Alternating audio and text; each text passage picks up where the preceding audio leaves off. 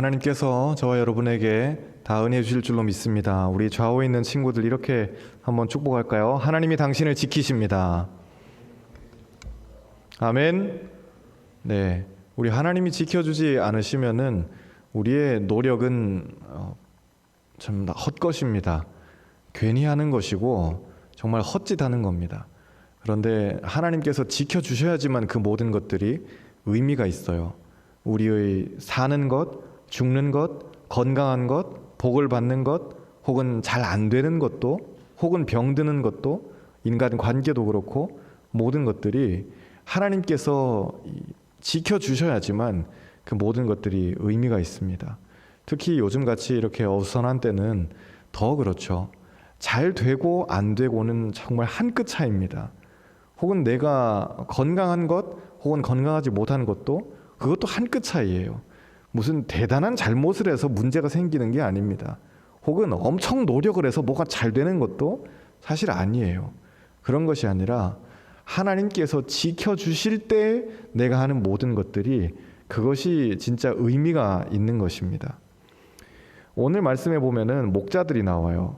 8절에 보면은 목자들이 바깥에서 자기 양떼를 지킨다라고 그렇게 이야기하고 있습니다. 목자들에게 우리가 좀 감정이입을 해볼 필요는 있어요.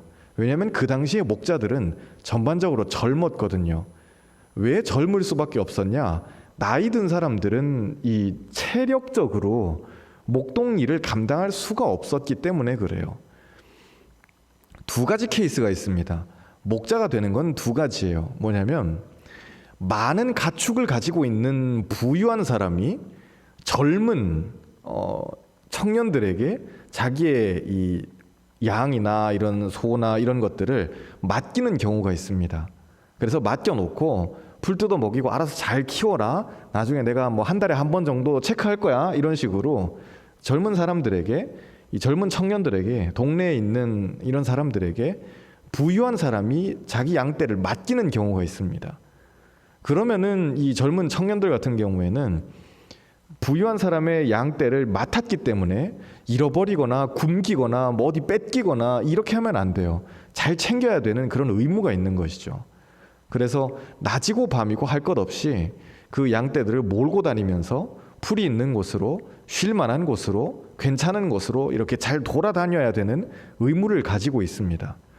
그런 일을 24시간 낮밤 없이 그렇게 일하려 한다면은 잠을 자는 것도 양들이랑 같이 자야 돼요. 어떤 울타리가 있어가지고 그 안에다가 몰아넣으면은 다음 날 또 풀이는 데까지 멀리 가야 되기 때문에 한번 양들이 배부르게 먹으면은 그 자리에서 그날 저녁에 그냥 잤다가 다음 날 아침에 일어나서 또 배부르게 먹을 수 있는 곳으로 찾아서 이동을 해야 되는 그런 일정들이 계속 반복이 되기 때문에 기본적으로 나이 든 사람들, 뭐 60대, 70대 이런 분들은 감당할 수가 없는 그런 일입니다. 말 그대로 노숙하면서 밤낮 없이 일하는 그런 모습을 생각하시면 됩니다. 그리고 목자가 될 수 있는 또 한 가지의 예는 무엇이냐면은 첫째는 부유한 사람들이 맡기는 건데 둘째는 내 거예요. 이 양은 내 겁니다.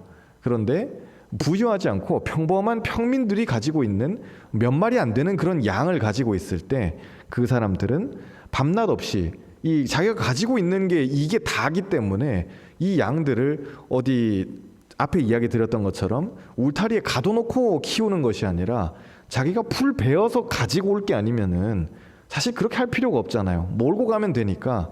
그래서 적은 숫자의 양이지만은 자기들이 직접 몰고 가서 그렇게 먹이는 예가 있었습니다. 두 가지가 예는 좀 다른 것 같지만은 공통점이 뭐냐면은 일을 낮도 없이 밤도 없이 계속 해야 된다는 겁니다. 양들 몰고 다니면서 좋은 자리를 찾는 거 이거 참 힘든 일인데 낮밤 없이 그렇게 일하는 정말 고되고 외롭고 굉장히 피곤한 인생인 거죠. 어떻게 보면 우리의 삶하고도 참 비슷합니다. 그들도 젊고 우리도 젊고 그들도 낮밤 없이 일하고 우리에게도 낮과 밤이 없죠. 그들도 쉴 새 없이 일하는데 미래가 있나요? 없나요? 목자들에겐 미래가 없어요. 내가 나이 들어서 못할 때까지 계속 그냥 이걸 하는 거지, 이걸 한 다음에 그 다음에는 이쪽으로 좀 점프를 해보고 그 다음 단계에는 뭐가 있고 이런 것들을 생각할 수 있는 그런 사람들이 아닙니다. 그냥 하루하루 양들을 먹이면서 그리고 주인의 눈에 잘 들기를 바라면서 하루하루 내 할 일을 바쁘게 그렇게 하는 거죠. 고되고 힘든 그런 삶들인데 그런 목자들의 삶에 무슨 낙이 있겠어요? 무슨 재미가 있겠습니까? 도시에 있는 것도 아니잖아요.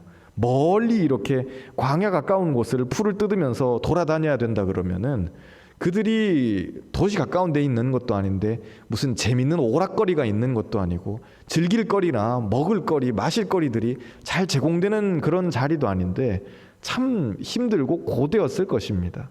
그런데 그런 그들에게 하나님께서 찾아오시는 겁니다. 목자들은 하나님을 찾을 만한 어떤 생각을 하거나 그런 겨를이 있는 게 아니에요. 여유가 있는 사람들이 아니에요. 마음의 여유가 있는 사람들이 아니라는 겁니다. 참 힘든데 그런 그들에게 넌 왜 날 안 찾니? 라고 하나님께서 물어보시는 것이 아니라 하나님께서 찾아오셔요. 11절에 너희를 위하여 구주가 나셨다라고 그렇게 말씀하시고 있어요. 예수님이 오셨어요. 그런데 그 뉴스는 누구를 위한 것이냐? 나를 위한 거예요. 그게 받아들여질 때 그것은 능력으로 움직입니다. 복음이 있어요. 복음이 없는 게 아닙니다. 복음은 있어요. 그런데 이 뉴스가 나하고 상관이 있냐 없냐는 내가 이 뉴스를 받아들일 때 의미가 있는 것입니다. 청년들에게 창업 자본금을 얼마를 나라에서 준답니다 라는 뉴스가 있어요. 예를 들어 그런 뉴스가 있다면은 아 그래? 그럼 나도 이런저런 좀 심사를 거쳐가지고 나도 나라에서 창업 자본금을 한번 타볼까? 라고 생각하는 사람에게는 그 뉴스가 의미가 있어요. 실제로 자본금도 탈 수 있겠죠. 그런데 그 뉴스 자체에 관심이 없거나 뭐 그럼 쥐꼬리만한 돈 받아가지고 뭐 하냐? 이러고 있으면은 그 뉴스는 실제로 있는 일이지만 나하고는 아무 상관이 없는 거예요. 복음도 마찬가지예요. 예수님께서 나를 위해 오셨다는 그 놀라운 일이 있어요. 있는데 그것을 내가 어떻게 인정하지 않고 받아들이지 않고 무시하거나 외면해 버린다면 그러면 나하고는 아무 상관없는 것입니다. 우리 저기 깨알같이 수련회 광고 하나 할게요. 19일 토요일이에요. 우리 좌우에 있는 형제 자매들 이렇게 축복합시다. 수련회 때 만납시다. 다시 한번 수련회 때 만납시다. 이거 부담되니까는 서로 안 쳐다보고 이렇게 딴점 부리고 난 안 갈 거야. 너도 안 갈 거야. 뭐 이러고 있으면 안 돼요. 여러분 수련회 때 오세요. 토요일 날 아침 9시부터 시작해서 저녁 9시까지 딱 12시간 동안 교회에 여러분들 가둬놓고 수련회 할 거예요. 어디 안 나가요. 밥도 여기에서 그냥 다 먹을 거예요. 그러니까 걱정하지 마시고 여러분들 토요일 하루 종일 텅텅 비어있는 교회에서 우리 실컷 놀 거예요. 놀고 말씀 보고 기도하고 같이 교제하고 할 거니까 여러분들이 꼭 수련회 참석하셨으면 좋겠어요. 친구도 데리고 와도 돼요. 괜찮아요. 이 뉴스가 있을 때 그래? 수련회를 그래. 어디 옛날 같으면 2박 3일 가가지고 막 피곤하게 막 주여 막 12시 1시까지 막 이랬는데 이제는 뭐 아침 9시부터 시작해가지고 저녁 9시에 땡 친다니까요. 얼마나 좋냐. 그러고 낼름 오면은 그럼 그 수련회는 내 거예요. 그런데 토요일 날 원래는 아무 일정도 없었는데 그냥 바쁜 척하고 가지 말까? 괜히 일정 만들어버리고 여러분 그러면 안 돼요. 없는 일정을 만들면 안 돼요. 그런데 관심 없으면 그 수련회를 임원들이 아무리 열심히 머리 싸매고 준비하고 우리 희미가 열심히 이렇게 기획안 짜고 막 만들고 그러고 있어요. 어제도 막 8장짜리 기획안 만들어가지고 여러분 이해가 잘 안 가시죠? 9to9 수련회 하는데 기획안이 8장짜리예요. 막 이렇게 여기서는 뭘 하고 여기서는 뭘 하고 어쩌고 저쩌고 열심히 이렇게 만든 게 여러분들을 위해서 준비된 건데 그게 내가 받아들이지 않으면 아무것도 아니라는 거예요. 그거 나한테는 아무것도 아닙니다. 그런데 놀라운 건 뭐냐면 은혜는 받아들이는 사람에게는 은혜지만 내가 거절하면 나만 손해라는 거예요. 은혜는 있거든요. 그건 주어져요. 마음의 감동은 언젠가 주어져요. 내 삶을 바꿀 수 있는 어떤 여지는 여러분들의 삶에 언제가 될지는 모르겠지만은 있어요. 그래서 예배 참석하시라는 거예요. 아니 맨날 드리는 예배 뭐 똑같은 것 같은데 예배 그게 뭐 의미가 있나요? 그런데 10번을 참석했었을 때 그 예배 가운데 한 번이라도 여러분이 예배를 통해서 하나님 만나신다면은 1년에 겨우 2번 있는 수련회인데 여러분 지금까지 수련회 얼마나 많이 지내오셨어요? 초등학교 때 성경학교를 생각해 보시고 중학교 때 또 수련회를 생각해 보시고 고등학교 때 수련회 또 생각해 보시고 옆에 선생님들도 다 울고 내 친구들도 막 다 울고 있고 나는 왜 눈물이 안 나지? 뭐 이러고 있던 수많은 수련회들을 한번 생각해 보셔요. 그런데 그 많은 수련회들이 쌓이고 쌓였을 때 한 번의 그 수련회가 어쩌면 이번 수련회가 어쩌면 이번 주일 예배가 여러분의 삶을 바꿀 수 있는 예배가 될 수도 있다라는 거예요. 그래서 한 번을 예배 드릴 때 허투루 예배 드릴 수 없어요. 그래서 한 번 수련회를 갈 때 뭐 작년에 했던 거랑 뭐 비슷하네 가 아니에요. 똑같은 말씀인데 그 말씀이 나에게 다르게 다가오고 똑같은 기도인데 나한테 그게 다르게 다가오는 거죠. 똑같은 수련회인데 이번 수련회는 여러분들 중 누군가에게는 삶을 바꾸는 수련회가 될 수도 있어요. 너희를 위하여 왔다. 구주께서 오셨다라고 천사는 그렇게 이야기하고 있죠. 12절에 그 아기의 모양을 이야기해요. 구유에 뉘어 있는 아기다라고 천사가 이야기하는데 구유는 우리가 쉽게 이해할 수 있는 여물통이에요. 말이나 소가 먹는 여물 있잖아요. 풀을 이렇게 크게 썩둑썩둑 썰어 놓으면은 소나 말이 와가지고 우물우물 먹는 그 큰 여물통이에요. 그런데 아무리 고대라 하더라도 아기를 여물통에 눕히진 않아요. 왜냐하면 굉장히 비위생적이고 또 위험하거든요. 여러분들 중에 이제 외양간이나 그런 데 가보신 분들이 있을 거예요. 뭐 농촌에서 굳이 안 컸더라도 외양간 아니면 많은 소들이 있는 그런 축사는 여러분들 가보셨잖아요. 냄새가 좋나요? 냄새가 그렇게 좋지 않아요. 그런데 말이나 소나 돼지나 이런 친구들이 여물 먹는 그 여물통에 아기를 눕힌다라고 하는 것은 왜 꼭 그렇게 했었어야 됐지? 그런데 뒤집어서 생각해보면 그 여물통 말고는 아기를 눕힐 수 있는 다른 옵션이 없었다는 거예요. 땅바닥에 눕히는 거 말고는 그거보단 여물통이 나으니까 그러니까 아기 예수를 구유에다가 눕힌 거예요. 차가운 땅바닥에 갓난쟁이를 눕힐 수가 없으니까 그럼 다른 걸 해야겠죠. 여러분이 엄마 아빠의 심정 같으면은 애를 그렇게 여물통에다 눕히겠어요? 그거 아동학대잖아요. 그런데 그거 말고 구유 말고는 여물통 말고는 옵션이 없었다는 이야기예요. 굉장히 절박했던 거죠. 목자도 그렇고 요셉과 마리아도 그렇고 참 어떻게 보면 피곤한 인생들이에요. 되게 절박하고 되게 없는 인생들이죠. 저나 여러분도 마찬가지예요. 뭐가 있나요? 사실 우리에겐 뭐가 없어요. 남들은 보면 다 잘 나가는 것 같고 열심히 하는 것 같고 뭐 유튜브에 이렇게 올라가고 어쩌고 저쩌고 다 잘 사는 것 같은데 나만 괜히 뒤처지고 있는 것 같은, 나만 바보인 것 같은 그런 느낌이 우린 들 때가 있거든요. 우린 절박해요. 우린 없어요. 그런데 하나님을 찾을 여력도 없고 겨를도 없는 우리에게 하나님께서 먼저 찾아오셔요. 그게 바로 복음이라는 거예요. 가장 높은 곳에 계신 분이 가장 낮은 곳으로 오시죠. 그래서 그 사실을 받아들인 목자들은 동작이 좀 빨라져요. 16절에 빨리 갔다라고 그렇게 이야기해요. 빨리 가는데 그러면 그 많은 양들을, 아까 앞에 말씀드렸던 목자의 이야기가 있잖아요. 많은 양들을 매하고 거느리고 있는데 그 양들을 목자들이 다 데리고 갔겠어요? 팽개치고 가는 거예요. 빨리 가려면 그 양들 다 데리고 이리야 야 빨리 가자 그러면서 엉덩이 때리면서 그렇게 가는 게 아니에요. 그게 아니라 양들을 버려두고 가는 거예요. 예수님을 만난 사람들에게는 몇 가지 공통점이 있어요. 버려두는 게 있다는 거예요.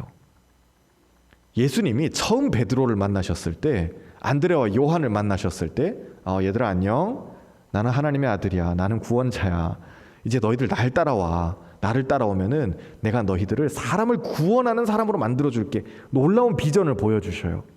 그랬을 때 제자들이 버려요. 안드레와 요한이 버려요. 자기 배를 버려요.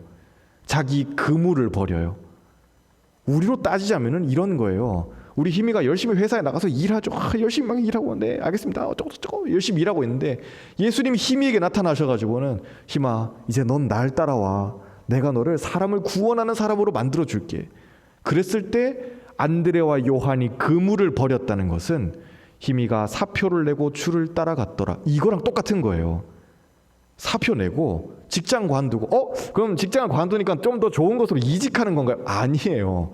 제자들은 예수님 따라갔는데 다 백수. 죄송해요. 제자들한테 나중에 천당 가면 한 소리 듣겠지만은 13명의 백수예요. 그것도 남자 백수 13명. 와, 생각하면 되게 칙칙하죠?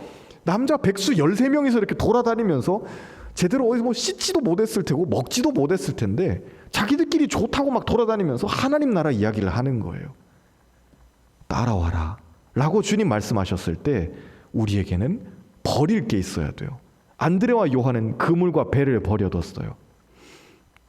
예수님이 소경 바디메오를 앞 못 보는 바디메오라는 사람이 있었죠. 그 사람을 주님께서 고쳐주셨어요. 눈 떠라고 주님 말씀하셔가지고 눈을 떴죠.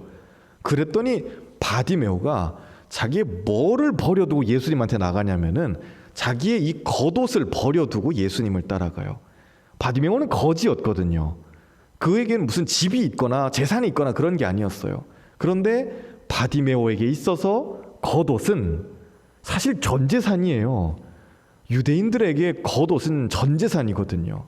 특히 길거리에서 노숙하는 사람이 많았던 그 시대에 겉옷을 버려둔다는 것은 정말 이건 위험을 감수하는 행동이에요. 우리는 뭐 패딩 하나 벗는 게 그게 뭐 대수인가라고 생각할 수 있는데 이 당시 사람들의 집은 오늘날 우리가 사는 집보다 훨씬 더 열악하잖아요.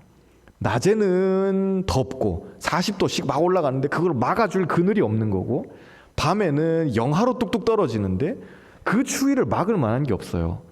그러니까는 되게 좀 이렇게 남자들이 입는 옷, 여자들도 마찬가지고 좌우로 이렇게 펼쳤을 때 네모 두툼한 이불 같은 그런 것들을 예수님도 제자들도 유대인들도 이렇게 두르고 다닌 거예요. 그게 좀 있어 보이게 이야기한 게 유대인들의 겉옷이에요. 오늘날 우리가 봤었을 때는 저건 넝마가 아닐까라고 생각할 정도로 형편없는 거지만은 그들 나름대로의 그게 겉옷이에요. 그거라도 있어야 밤에 떨지 않고 잘 수 있거든요. 김밥처럼 돌돌 말아서 자는 거죠. 특히 노숙하는 이런 거지들은. 바디메오는 더 그랬을 거 아니에요. 그런데 바디메오가 주님을 만났을 때 뭘 버려요? 자기의 겉옷을 버리고 예수님을 따라갔다라고 했어요. 정신을 완전히 놓고 예수님을 따라간 거죠. 우리가 뭔가 하나에 몰입하면 그러면 뒤에 버리는 것들이 생기게 되어 있어요. 이거 진짜 필요하다. 이건 정말 중요하다. 이건 해야 된다. 라는 게 생기면은 그러면 덜 중요한 것들이 생기기 시작해요. 내가 이 남자를 선택했어요. 나 이 사람하고 결혼할 거예요. 그랬을 때 우리에게는 버려야 될 것들이 있어요. 때로는 나의 이런 어떤 커리어를 포기해야 될 때도 있고 혹은 엄마 아빠하고 대척점에 서 있어야 될 때도 있어요. 엄마 아빠는 야, 난 이 결혼 반대다. 싫다. 걔가 뭐가 마음에 드냐. 그랬을 때 여러분 어떻게 하실 거예요? 그래도 엄마 아빠의 말을 들어야지 이러실 거예요? 제발 그렇게 살지 마시길 바래요. 여러분이 좋아하는 걸 하셔요. 여러분이 차지하고 싶은 그걸 차지하시라고요. 여러분이 살고 싶은 그 삶을 사셔요. 누구 안에서? 하나님 안에서요. 하나님 안에서 여러분들이 기도하면서 도전한다 그러면 그 전공 하세요. 그러면 그 학교 가셔요. 하나님 안에서 여러분들이 기도하면서 도전한다 그러면 쫄지 말고 그 회사에 가세요. 그 창업을 하셔요. 그 남자랑 사셔요. 그 여자를 데리고 오세요. 하나님 안에서 여러분이 기도하면서 걱정하지 말고 두려워하지 말고 도전하시라는 거예요. 예수님을 만나잖아요. 그러면 버리게 돼 있어요. 하찮은 것으로 보이는 거예요. 아니 어부들한테 배랑 그물이 그게 얼마나 중요한데 그게 하찮아 보이는 거죠. 목자들한테 양이 얼마나 중요해요. 이거 양 저기 하면은 양 흩어지고 막 난리치면은 주인이 와가지고 야 다 물어내 이런 소리하고 되게 골치 아파질 텐데 목자들은 그런 게 없었어요. 우리의 구원자가 나타나셨다는 그 이야기를 듣고 진짜 홀린 사람들처럼 다 쫓아가는 거예요. 빨리 갔다라는 거죠. 저는 여러분들에게 그렇게 빨리 가는 은혜가 있기를 바라요. 예수님을 만나면 빨리 가게 되어 있어요. 정말 하나님을 만나면 몰두하게 되어 있어요. 하나님께서 여러분에게 주시는 그 꿈을 발견하잖아요. 그러면 두려워하지 않고 전진하게 돼 있어요. 너무 많이 재지 마세요. 너무 많이 생각하지 마시고 기도하면서 여러분에게 하나님이 주시는 마음의 감동과 확신과 기쁨이 있으면은 그러면 그냥 일자로 달려나가시면 되는 거예요. 마치 목자들처럼 그렇게 가시는 거예요. 목자들이 와 이렇게 찾아오고 동방에서 박사들이 오고 우리는 오해할 수 있어요. 예수님이 하나님이 목자들에게 나타나셨다 하고 또 가난한 사람들의 친구가 되어주셨다 그러니까 뭐지? 그럼 부자들한테는 안 오신 건가? 라고 생각할 수 있죠. 상대적으로 하나님 부자들을 좀 싫어하시나? 근데 아니에요. 예수님은 생전에 많은 부자들하고 교제하셨어요. 그리고 태어나셨을 때 목자들이 찾아왔었고 동방에서 누구들이 찾아왔죠? 박사들이 찾아왔었어요. 그 사람들은 공부한 사람들이에요. 목자들은 공부 안 한 사람들이거든요. 목자들은 돈이 없어요. 박사들은 뭐가 있을까요? 돈이 있는 사람들이에요. 우리도 지금 해외여행 하려면은 맘먹고 돈을 모아야 되는 시대지만은 2000년 그때 해외여행을 할 수 있다? 이건 상상도 할 수 없는 부자였겠죠. 그런데 이 박사들이 낙타 타고 멀리 페르시아에서부터 사막을 건너고 강 건너 물 건너 와가지고는 이 예루살렘까지 찾아오는 거예요. 그 정도 할 수 있는 재력이 있으려면 보통 사람들이 아니죠. 그런데 그 사람들이 다 찾아왔을 때 그들도 메시아로 태어나신 예수를 직접 만나 볼 수 있는 영광을 누린 거예요. 하나님은 부자여서 난 네가 싫어 이런 말씀하시지 않으세요. 마음이 가난한 사람에게 나타나셔요. 난 뭐 하나님 없어도 괜찮아요. 지금 이대로도 딱히 뭐 상관없어요 라고 한다면은 우리는 10년을 20년을 30년을 교회를 다녀도 딱히 할 말이 없어요. 하나님 만난 적이 없거든요. 그런데 내 마음이 가난하다면은 주님 난 진짜 주님을 만나보고 싶어요. 그 주님이 어떤 분이죠? 만났을 때 삶이 바뀐다는 건 어떤 느낌일까요? 나 당신 좀 더 알고 싶어요 라고 할 때 그때 주님께서 우리에게 당신을 열어주세요. 마리아는 목자들이 찾아오고 동방에서 박사들이 찾아오고 막 하늘에서 별이 뜨고 이런 모든 일들을 19절 마음에 새겨서 생각했다라고 이야기해요. 우리 친구들 좌우에 있는 형제자매들 이렇게 한 번 더 축복할까요? 기적이 일어날 것입니다. 다시 한번 기적이 일어날 것입니다. 동방에서 박사들이 찾아오는 거 이거 대단한 일은 아니에요. 물론 귀한 손님이 오신 거긴 하지만은 뭐 그렇게까지 의미를 둘 건 아니에요. 목자들이 찾아오는 거 있을 수 있는 일이에요. 그런데 마리아는 어떻게 해요? 이 모든 것들을 마음에 깊이 새겨서 생각하고 있었다고 이야기해요. 우리의 삶에 굉장히 지난주에도 말씀드렸지만 많은 버스들이 지나갈 수 있어요. 여러분의 삶을 어떻게 바꿀지 모르는 수많은 버스들이 지나가요. 기회가 지나가고 위기가 지나가고 위험이 지나가고 또 여러분들에게 하나님의 은혜가 찾아와요. 데이비드 스완 이야기 여러분 들으셨잖아요. 내가 하고 잠자고 있는 사이에 몇 번의 행운이 몇 번의 위기가 그렇게 이미 지나갔는지 또 우리는 모르는 일이에요. 그런데 영적으로 예민해져 있으면 말씀 듣고 기도하고 하나님 사모하고 예배 드리는 거 사모하고 내가 어떻게 하면 하나님을 위해서 살 수 있지? 이게 예민하게 이렇게 막 곤두서 있는 사람은 이건 반대예요. 성격이 예민한 사람은 뭘 하나를 해도 싫어! 이렇게 되는데 영적으로 예민한 사람은 성격적으로 여유 있어요. 영적으로 하나님 말씀에 예민한 사람은 성품적으로 넉넉해요. 우리가 영적으로 예민해져 있을 때 기회는 기회로 보이기 시작해요. 하나님 말씀에 예민해져 있잖아요. 그러면 이거 내 인생의 기회인데 가 보여요. 그런데 영적으로 하나도 예민해져 있지 않으면은 그러면 기회가 찾아와도 모르고 이 사람이 내 인생을 바꿔줄 수 있는 사람인데 그것도 모르는 거고 무슨 이상한 쓰레기 같은 것만 쫓아다니고 있는 거예요. 남들이 봤을 때 저건 좀 아닐 것 같은데 되게 우스꽝스러워 보이는 건데 내가 말씀도 안 봐요. 기도도 안 해요. 예배는 나오는데 그냥 뭐 예배는 예배일 뿐이에요. 10년을 20년을 그러고 있으면은 기회는 결코 기회로 보이지 않아요. 기적은 결코 기적으로 보이지 않아요. 바리새인들이나 이 사두개인들을 생각해 보세요. 예수님이 사람들 고치시고 수많은 기적들을 보여주셨는데 그 기적 보면서 예수를 어떻게 하려고 그래요? 야, 죽여야겠다. 저거 없애버려야겠다. 그런 생각을 하잖아요. 눈이 가려져 버리니까 예수님이 사람들 고치시고 죽은 사람까지 살려내시는데 요한복음 11장 죽은 나사로를 예수님이 살려주시니까 유대인들은 마음에 결심해요. 야, 저거 안 되겠다. 예수 저거 죽여야겠다. 완전히 없애버려야겠다. 확실하게 마음을 먹었어요. 우리 정도 되면은 그래도 우리가 뭐 예수님을 잘 몰랐던 사람들 같으면 그래도 죽은 사람을 살렸다니까 저 사람한테는 뭔가 진짜 있는가 보다 라고 생각이라도 할 텐데 이게 눈이 가려져 버리니까 죽은 사람을 살리는 능력을 가지고 있는 예수인데도 그 예수를 보면서 없애버릴 생각을 하는 거예요. 자기 인생의 기회인데 자기 인생의 은혜인데 그것을 내가 묻어버리려 하는 거죠. 영적인 예민함이에요. 평범한 것을 비범하게 기억하는 영적인 예민함이에요. 저는 여러분들에게 하나님께서 이미 다 달란트를 주셨다고 믿어요. 여러분의 달란트는 뭘까요? 다 있어요. 누구는 5을, 누구는 2를, 누구는 하나를 받았겠죠. 그런데 우리 대부분은 저도 5달란트를 받고 싶어요 라고 생각하지 에게 너는 1달란트냐? 뭐 이러고 있는 거지 내가 가지고 있는 1달란트가 얼마나 귀중한 것인지 사실 잘 몰라요.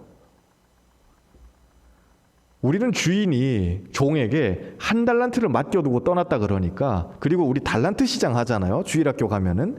그래서 뭐 이 가위는 얼마예요? 그래 2달란트야. 2달란트 주고 가위 사고. 이 스케치북은 얼마예요? 10달란트야. 10달란트 주고 사고 뭐 이러니까 뭐 되게 감이 잘 안 오는데 주인이 종에게 1달란트를 맡겼다라고 했을 때 오늘날의 단위로 그대로 환산하면은 1달란트는 최소 6억 정도 되는 돈이에요.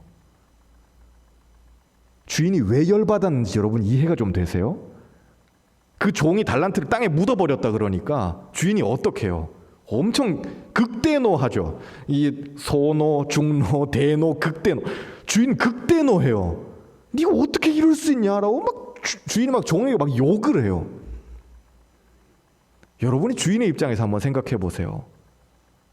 자본금 내가 6억 줄게. 너 이걸로 뭘 해도 괜찮아. 떡볶이 장사를 해도 되고 커피를 해도 되고 마음대로 해. 6억이면 너 하고 싶은 거 하나는 할 수 있을 거야. 그지 않겠어요? 그런데 6억 받은 이 종이 이거 가지고 뭘 해요. 저는 그냥 장롱에다가 넣어둘게요. 아니 은행에다가 넣어놓으면 이자라도 받을 텐데 주인이 화가 날 수밖에 없는 거예요. 나는 1달란트 받았어요. 그게 나에게 작게 다가오면 안 돼요. 야, 1달란트? 이거 가지고 뭘 해보지? 여러분들한테 다 각자 6억씩 준다고 생각해 보세요. 그거 여러분들 집에 투자하시면 안 돼요. 집 사시지 말고 사업을 하시라는 거예요.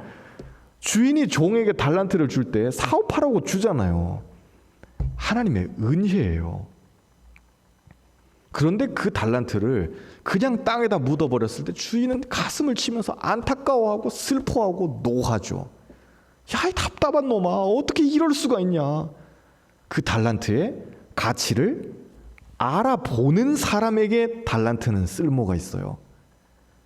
기적이 일어나는데 그 기적을 알아먹는 사람에게 그 기적은 의미가 있죠. 목자들이 오고 박사들이 오고 예수님이 태어나셨을 때 천사들이 하늘에서 막 찬양하고 그 모든 것들을 마리아는 기억해요. 영적인 예민함으로 받아들여요.